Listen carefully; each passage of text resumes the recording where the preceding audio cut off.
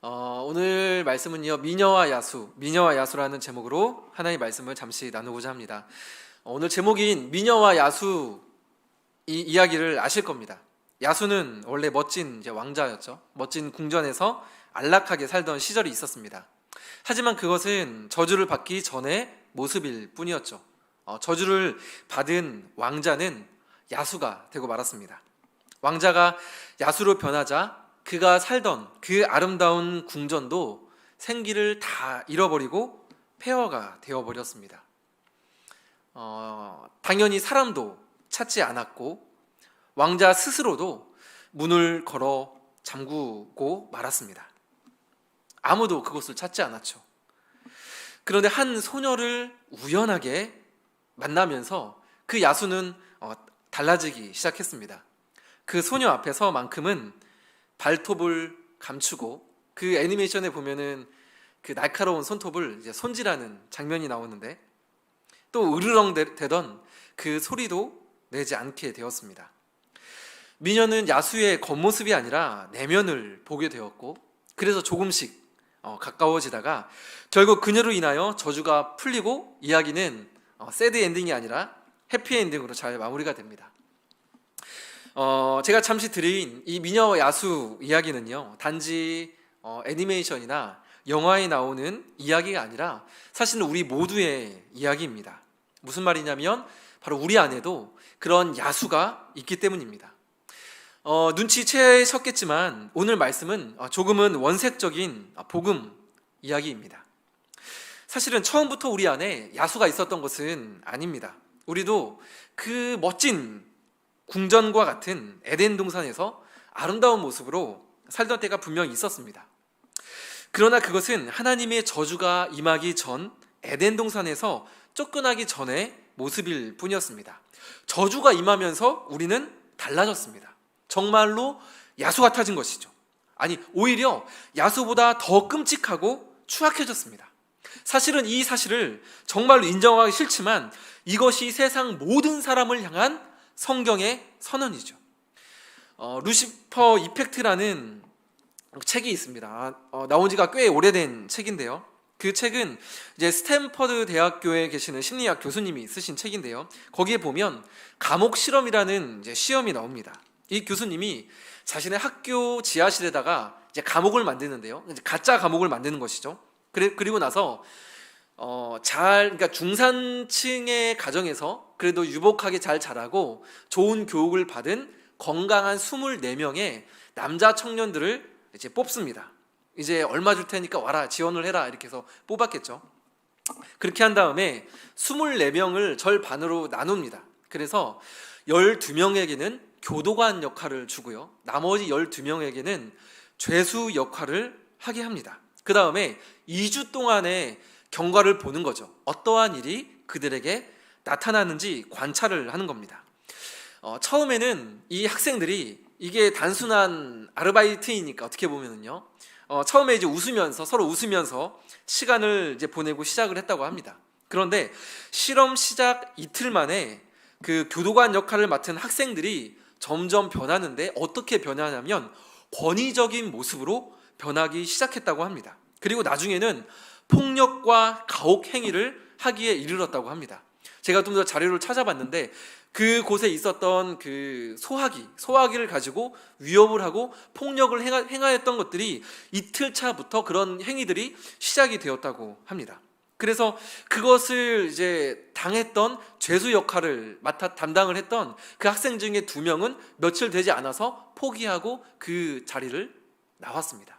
그리고 그곳에 있는 거의 대부분의 청년들이 어떤 신경쇠약과 무기력, 좌절감 등의 심리적인 문제를 겪었고, 그래서 원래는 2주간 이 실험이 진행이 되어야 되는데 6일 만에 급작스럽게 이 실험이 종료가 되고 말았습니다.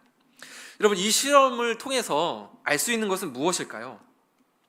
간단히 정리를 할 수가 있습니다. 무엇이냐면 누구에게나 이 야수와 같은 악한 본성이 있다는 것과, 그리고 평상시에는 잘 드러나지 않지만 상황이 주어지면 야수와 같은 본성이 언제나 드러날 수 있다는 것입니다.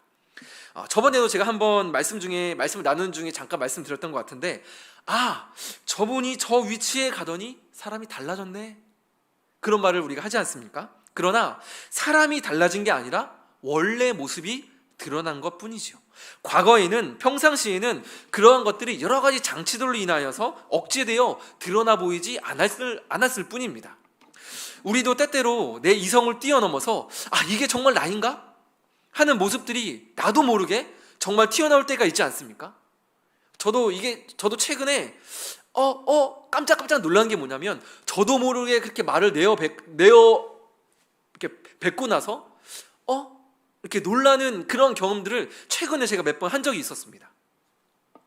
나도 나를 제어할 수 없을 것 같은 그런 경험들이 있다는 것이죠. 아무도 보지 않을 때 나도 모르게 행동하는 그러한 마음들로 인해서 놀랐던 적이 아마 있으실 겁니다. 보통 이렇게 장성하면 어렸을 적 기억이 잘 나지 않지 않습니까? 그런데 몇 개 안 남은 제 어렸을 적 기억에 생생하게 남는 기억이 하나가 있는데요. 이때가 아마도 1학년 전후 정도 되었던 것 같습니다. 굉장히 어렸을 때인데, 제가 이제 어머니와 함께 자전거를 타고 이제 동네를 나갔습니다. 나가서 이제 가고 있는데 동네에 친한 친구를 만났어요. 근데 그 친구도 엄마랑 같이 있었거든요. 그런데 하필이면 그 친구도 자전거를 타고 있었어요. 근데 그 친구가 정말 친한 친구였는데, 단무지 가게를 하는 집 아들이었는데, 제가 아직도 그걸 기억하는데, 그 친구가 자전거도 그 친구 타고 있었는데 저보다 더 좋은 자전거를 타고 있는 거예요. 그래서 제가 그거를 보는 순간 마음에 막 질투와 화가 막 났습니다. 그래서 제 뒤에는 엄마가 계시고 어머니가 계시고 그 친구 옆에도 어머니가 계셨는데, 저도 모르게 그 친구한테 다가가가지고 그 친구의 다리 사이를 제가 힘껏 다리로 차버렸습니다. 저도 깜짝 놀라고 어머니도 깜짝 놀라고, 그 집에 가면서 엄청나게 이제 혼나면서 이렇게 갔던 그런 기억이 있습니다. 물론 제가 그 기억이 남는 것은 어머니께 혼나서 기억이 남는 것도 있겠지만, 저도 모르는 순간에 그렇게 가가지고 그 친구의 거식을 차버린 그 제 모습이 너무나도 제 스스로가 충격적이어서 그것을 제가 기억을 하고 있다라고 저는 생각을 합니다. 저도 모르게 제 순간 안에 있던 그 야수가 튀어나와 버린 것이죠. 이러한 우리의 모습을 로마서 7장에서는 다음과 같이 선언을 합니다. 로마서 7장 18절인데요. 제가 한번 읽어드리겠습니다. 내 속 곧 내 육신에 선한 것이 거하지 아니하는 줄을 아노니 원함은 내게 있으나 선을 행하는 것은 없노라. 내가 원하는 바 선은 행하지 아니하고 도리어 원하지 아니하는 바 악을 행하는도다. 만일 내가 원하지 아니하는 그것을 하면 이를 행하는 자는 내가 아니요 내 속에 거하는 죄니라. 성경은 이렇게 우리를 향하여서 어떤 우리 안에 그러한 야수와 같은 본성이 있다라고 분명하게 선언을 하죠.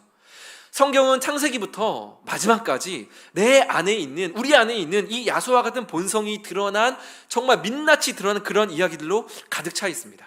자신이 드린 제사가 인정받지 못하자 분노로 동생을 쳐 죽인 사람으로 시작해서요, 창을 들고 정말로 그 한 소년을 죽이려고 반쯤 미친 채 오랜 시간을 쫓아다닌 왕의 이야기, 또 한 남자를 죽이고 그의 아내를 빼앗았던 또 다른 왕의 이야기, 자신들이 불편한 이야기를 했다는 이유로 사람들이 돌을 들어서 사람을 쳐서 죽이기도 한 이야기, 스데반 집사 이야기죠. 성경은 이렇게 우리의 민낯을 그대로 드러냅니다. 그래서 성경을 우리가 제대로 읽으면은요, 내가 말씀을 읽는 것이 아니라 말씀이 나를 읽어내는 거죠. 진짜 나를 발견하게 되는 겁니다. 사실 지금까지 제가 드렸던 이야기는 그렇게 썩 유쾌한 이야기는 아닙니다. 그러나 그것이 사실입니다. 그런데 도대체 우리는 왜 그러한 존재가 되었는가 질문해 볼 수가 있겠죠. 성경은 그 이유를 단 한 단어로 표현을 하는데, 그것이 바로 죄입니다. 오늘 우리가 읽은 로마서 3장 9절부터 12절까지 한번 읽어보도록 하겠습니다. 눈으로 따라와 주시면 감사하겠습니다. 그러면 어떠하냐? 우리는 나으냐? 결코 아니라. 유대인이나 헬라인이나 다 죄 아래에 있다고 우리가 이미 선언하였느니라. 의인은 없나니 하나도 없으며 깨닫는 자도 없고 하나님을 찾는 자도 없고 다 치우쳐 함께 무익하게 되고 선을 행하는 자는 없나니 하나도 없도다 라고 말을 합니다. 하나도 없도다 라고 말합니다. 한 명이라도 있도다가 아니라 하나도 없도다라고 성경은 선언을 한다는 것입니다. 여기서 의인이라는 그러한 단어들이 나오는데요, 성경에서 말하는 의인이란 어렵지 않고 그냥 쉽게 말씀드리면요, 하나님께 인정을 받는 것을 말을 합니다. 하나님께 인정을 받아서 그 앞에 설 수 있는 사람이 성경에서 말을 하는 의인이죠. 그런데 말씀이 증거하기를 모든 사람이 죄 아래 있기 때문에 하나님께 인정받을 수도 없고 그 앞에 나아갈 수도 없고 하나님을 찾을 수도 없고 하나님 보시기에 선을 행할 수 있는 자가 아무도 없다라는 것입니다. 여러분, 그런데 여기에서 한 가지를 잠깐 좀 고민을 해보고 넘어가야 합니다. 무엇이냐면 이 죄라는 것의 본질에 대해서 잠깐 살펴볼 필요가 있습니다. 왜냐하면 우리가 쉽게 이 죄에 대해서 사실은 오해를 하기가 쉽기 때문에 그렇거든요. 죄의 본질은 잠깐 제가 서두에서 언급 이렇게 해드렸던 것처럼 누구를 때리거나 미워하거나 욕을 했거나 그런 악한 말을 내뱉었거나, 물론 그것도 죄가 맞습니다. 그러나 그것 자체가 죄의 본질이 아닌 것이죠. 그러면 성경에서 말하는 죄의 핵심이 뭐냐? 바로 이것입니다. 내가 내 인생의 주인이 되어 살 거야. 이것이 성경에서 말하는 죄인의 본질입니다. 에덴 동산으로 잠깐 돌아가 볼까요? 뱀이 아담과 하와를 유혹했던 많은 말들이 있었습니다. 그런데 그 중에 뱀이 이런 말을 하죠. 하나님이 정말로 모든 나무의 열매를 먹지 말라고 하시더냐? 이렇게 하와에게 질문합니다. 자, 하나님이 정말 그렇게 말씀을 하셨나요? 그게 아니죠. 하나님은 모든 나무의 실과를 먹어도 된다. 그러나 동산 중앙에 선악을 알게 하는 그 나무만 먹지 말아라. 이렇게 말씀을 하지 않으셨습니까? 그러면 그 뱀이 유혹을 한 그 말, 하나님이 정말로 모든 나무의 열매를 먹지 말라고 하시더냐? 라고 물어본 그 질문의 저의는 무엇일까요? 여기에 작은 실마리가 있습니다. 정말로 모든 나무의 열매를 먹지 말라고 하시더냐? 이 말의 속뜻은 이것입니다. 야, 너 하나님이 있으니까 자유롭지 않지? 이 말입니다. 하나님이 계시니까, 하나님의 말씀이 있으니까 너 네 마음대로 하지 못하지? 이 말이 그 사단의 유혹 말 뒤에 숨어있는 본래의 뜻인 것이죠. 그 말을 들은 아담과 하와가 생각해 보니까 하나님과 하나님의 말씀이 없으면 진짜 자유롭게 살 수 있을 것 같았던 것이죠. 그래서 하나님의 그 말씀을 버리고 선악과를 따 먹은 겁니다. 하나님이 단순히 그 과일 하나 따 먹었다고 해서 쫓아낸 게 아닌 것이죠. 만약에 그래도 예전에 제가 주일학교 사역을 할 때도 그런 질문을 많이 받았습니다. 전도사님, 강도사님, 선악과를 따본 게 그렇게 큰 죄예요? 그때는 그런 질문을 받으면 그래도 하나님 말씀을 불순종했잖아, 그러니까 죄야. 저는 그렇게 대답을 했던 것 같아요. 그러나 정말 그걸 있는 그대로 살펴보면 단지 그 하나 먹었다고 쫓아냈다, 그럼 굉장히 하나님이 약간 인격적으로 이상한 존재가 되어버리지 않습니까? 그 안에는 하나님 없어도 내가 스스로 잘 살 수 있어, 하나님 없어도 행복할 수 있어, 자유롭게 살 거야 라는 그러한 인간의 그러한 그 죄의 속성, 진짜 본질적인 마음이 있었다는 것이죠. 하나님 없이 내 마음대로 살 거야, 내가 내 인생의 주인이야, 내가 왕이야, 이것이 죄의 본질인 것이죠. 따라서 가장 궁극적이고 우리 신앙에 있어서 중요한 핵심적인 문제는 내 인생의 주인이 하나님인가 아니면 나인가, 바로 이것입니다. 구약 성경 전체가 사실은 이 이야기 아닌가요? 누가 진짜 왕인가? 하나님을 왕으로 인정하면 이스라엘의 평화가 찾아오고, 하나님을 주인으로 왕으로 인정하지 못하면 어김없이 그들에게 화가 임했습니다. 자, 그러면 우리가 죄에 대해서 한번 이렇게 본질을 살펴봤죠. 그러면 죄인은 무엇일까요? 죄를 우리가 한번 정의를 했기 때문에 죄인을 정의하는 것은 그렇게 어렵지 않습니다. 죄인은 이렇게 정의를 할 수가 있어요. 우리가 복음을 전할 때 사실은 우리는 죄인이라는 이 사실을 설명하기 위해서 이렇게 말하기가 쉽습니다. 제가 과거에 그랬는데요. 그 죄인을 정의하기 전에 이 말씀을 좀 먼저 드리겠습니다. 과거에 저도 이렇게 복음을 전할 때 이렇게 전했었습니다. 뭐냐면 이런 것이죠. 야, 너 뭐 과거에 훔친 적 없니? 전도사님도 예전에 삼촌 주머니에서 막 훔쳐가지고 500원짜리 해가지고 오락실 가서 막 게임하고 그랬는데 너 누구 훔친 적 없어? 그럼 저 없는데요? 아이들이 그래도 이제 순수하니까 그런 일이 별로 없지 않습니까? 없는데요? 그러면 또 한번 물어봅니다. 너 부모님 말씀 어긴 적 없어? 그러면 애들이 약간 심각한 아이도 있고 없는데요? 라고 대답하는 아이들도 있어요. 그러면 또 물어봅니다. 야, 너 그럼 거짓말 한 번도 한 적 없어? 진짜 없어? 이렇게 다그치듯이 물어봅니다. 그러면 아이가 약간 당황하면서 저번에 몇 번 있었는데요? 이렇게 말을 합니다. 그러면 그때 제가 이제 무릎을 치면서 말해요. 그지? 그래, 우리는 모두 죄인이야. 그래도 우리는 예수님이 필요해. 이렇게 설명을 했었던 적이 있었습니다. 그러나 성경에서 말하는 죄인은요, 누구나 한 번쯤 그러한 겪는 거짓말이나 폭력이나 이런 현상을 말을 하는 것이 아닙니다. 내가 내 인생의 주인이 되어 살아갈 수밖에 없는 존재이지 않습니까? 죄가. 자, 그래서 스스로 열심히 살아보고 착하게 살아보기도 하고 어떤 모습으로 어떻게 살든 결국 영원한 죽음을 맞이할 수밖에 없는, 그리고 그 죽음 또한 그것이 끝이 아니라 하나님의 영원한 심판이 시작되는 첫 걸음이 된다는 사실, 그것이 죽음이라는 사실, 죽음이 그 심판의 첫 걸음이라는 사실. 그래서 제 개인적으로 이 말을 좋아하는데요, 절망적인 결국을 맞이할 수밖에 없는 존재, 이것이 바로 성경에서 말을 하는 죄인입니다. 그래서 우리가 자녀들에게, 하나님이 우리에게 맡겨주신 우리 학생들에게 복음을 설명해 주실 때, 그 복음의 설명 중에 죄에 대해서 말씀을 해 주실 때에 어떠한 잘못들을 가지고 이 죄를 설명하시기보다는, 이 죄와 죄인에 대해서 설명하시기보다는 영원히 죽을 수밖에 없는 절망적인 존재, 아무리 우리가 열심히 살아도, 아무리 돈을 많이 벌어도, 좋은 학교를 들어가도, 정직하게 살아도, 착하게 살아도 우리는 그 절망적인 결국을 피할 수 없는 존재다라는 그 사실을 강조해 주셔야 됩니다.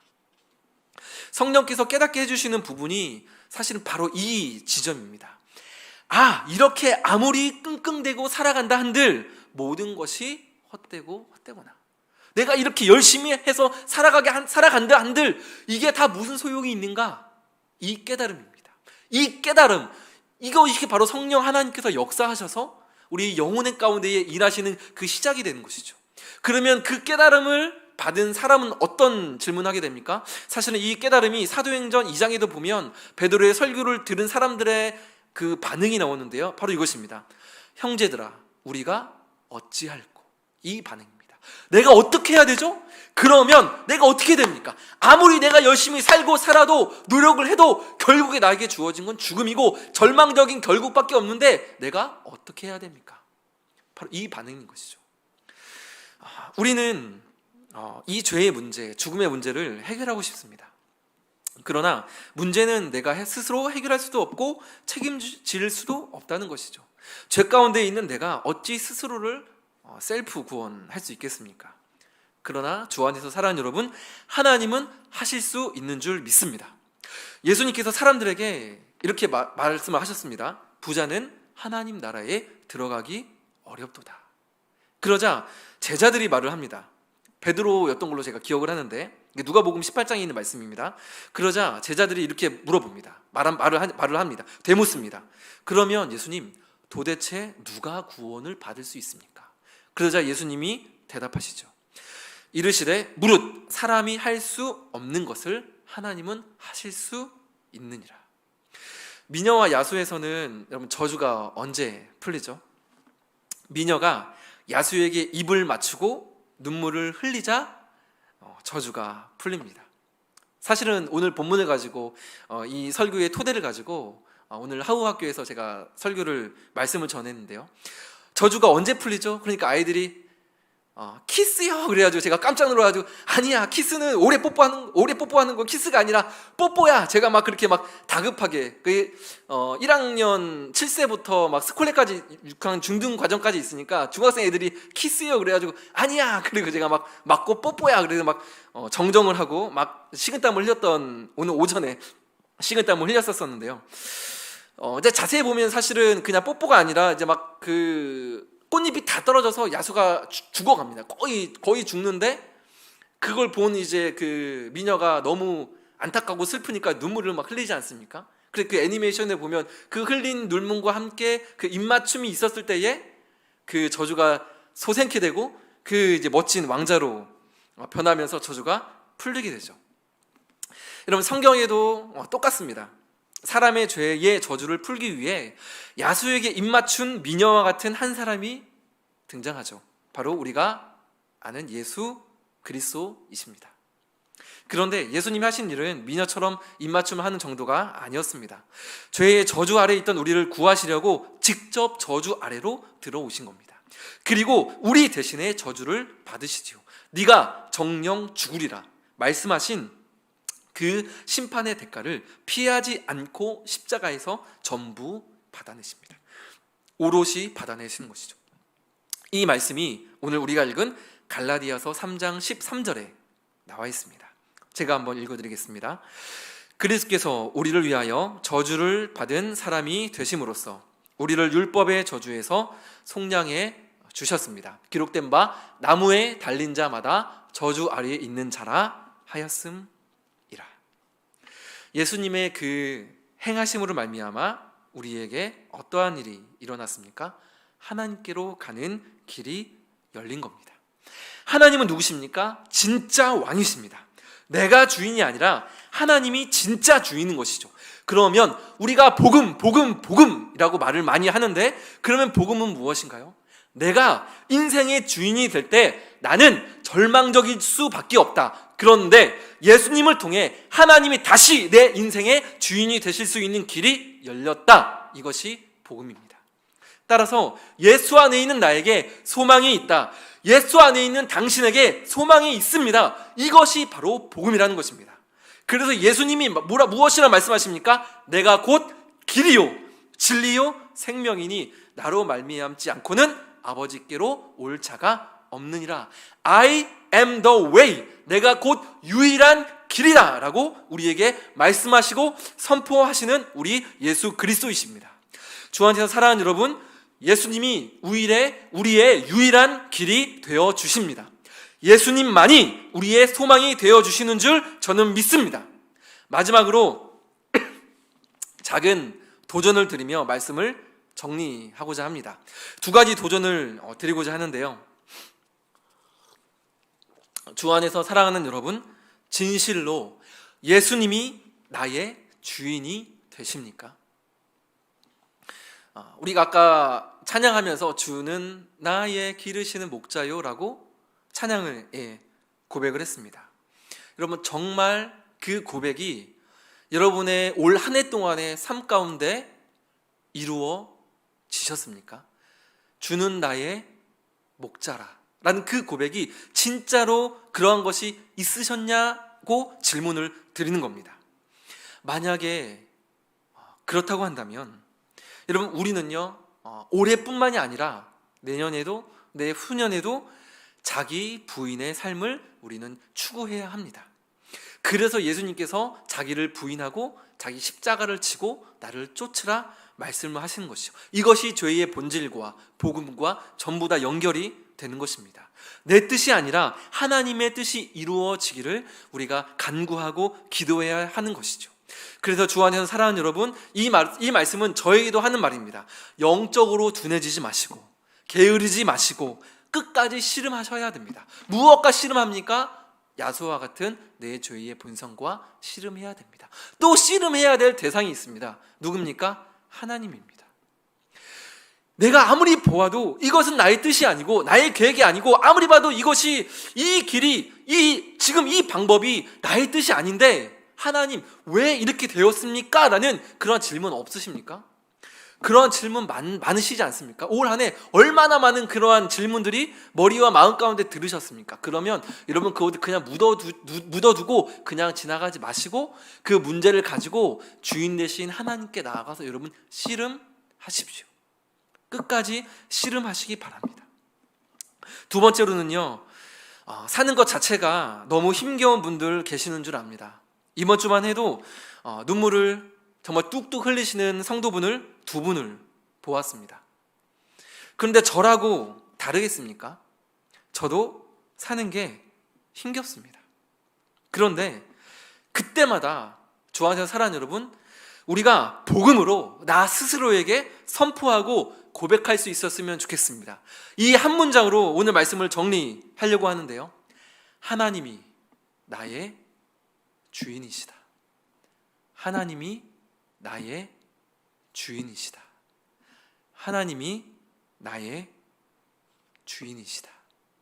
이 사실 한 가지면 주 안에서 사랑하는 여러분 됩니다. 끝까지 버틸 수 있습니다. 그래서 순간순간의 이 고백이 하나님 앞에 영광이 되고 찬송이 되는 그런 우리의 삶이 될 수 있기를 주님의 이름으로 간절히 소망합니다.